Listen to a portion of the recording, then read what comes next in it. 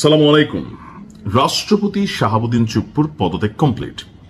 প্রশ্ন হচ্ছে, কে হচ্ছেন নতুন রাষ্ট্রপতি?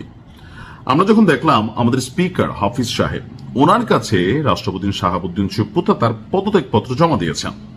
আর পদত্যাগ পত্র জমা দেওয়ার পর তিনি ব্রিফিং এর মাধ্যমে সেই বিষয়টা জানিয়েছেন যে শাহাবুদ্দিন চুপ্পু ব্যক্তিগত সমস্যার কারণে আরো বেশ কয়েকটা ব্লা ব্লা ব্লা ইস্যুতে তিনি আসলে এই মুহূর্তে এই গুরুত্বপূর্ণ পদটাতে থাকার ইচ্ছা পোষণ করছেন না। সো কেউ যদি ইচ্ছা পোষণ না করে তারা জোর করে রাখাও যায় না। তো প্রশ্ন হচ্ছে, এই যে রাষ্ট্রপতি পদত্যাগ করার পর এই যে নতুন রাষ্ট্রপতি কে হবেন, অথবা নতুন রাষ্ট্রপতি হওয়ার মধ্যে যে সময়টা থাকে, টাইম অফ পিরিয়ড থাকে, এই সময়টা এই রাষ্ট্রপতির গুরুত্বপূর্ণ দায়িত্বটা কে পালন করবেন? আপাতত রাইট নাও রাষ্ট্রপতি শাহাবুদ্দিন পদত্যাগের পর তার দায়িত্বটা এই মুহূর্তে স্পিকার মোহাম্মদ হাফিজ উদ্দিন সাহেব পালন করবেন। রাইট নাও তিনি কিন্তু আবার পার্মানেন্ট না। তো প্রশ্ন হচ্ছে, স্পিকার হাফিজ উদ্দিন সাহেব কদিন, হয়তো 2, 4, 10, 15, 20 দিন। এর মাঝখানে বিএনপি থেকে নতুন রাষ্ট্রপতি মুখে আলোচনায় আছে 3 জন ব্যক্তি।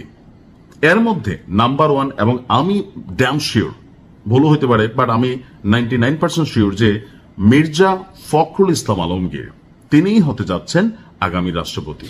কারণ তাকে এ পর্যন্ত সরকার গঠনের পর বড় কোনো পদে বসানো হয় নাই।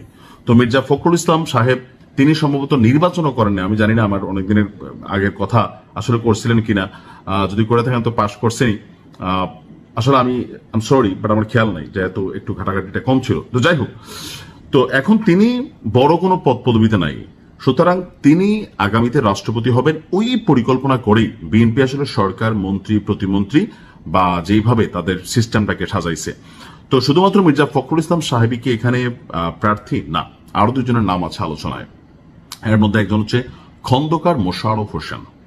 তো খন্দকার মোশাররফ হোসেন তিনিও বিএনপির একজন প্রথিতযশা রাজনীতিবিদ, এবং কি খুবই হ্যাডম টাইপের ক্যারেক্টার যাদের আছে তাদের মধ্যে তিনি অন্যতম একজন।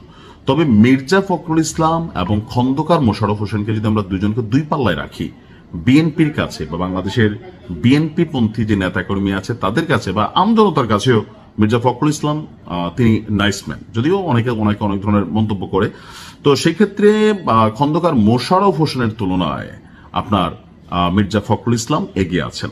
নাম্বার 3, ডক্টর মঈন খান।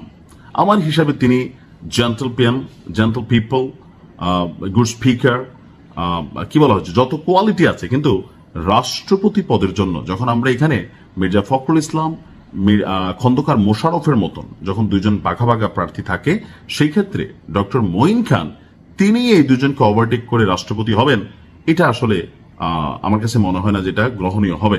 আবার ধরেন রাষ্ট্রপতি পদে একটা মানুষ থাকবে দেখাশোনায়, হ্যাঁ, একটা পরিচিত সজ্জন মুখ হিসাবে আমিও অনেক ক্যালকুলেশন করে দেখছি যেটা মির্জা ফখরুল ইসলাম আলমগীর সাহেব তিনি আগামীতে দেখবেন যে রাষ্ট্রপতি হিসাবে রাষ্ট্রের দায়িত্ব পালন করছেন।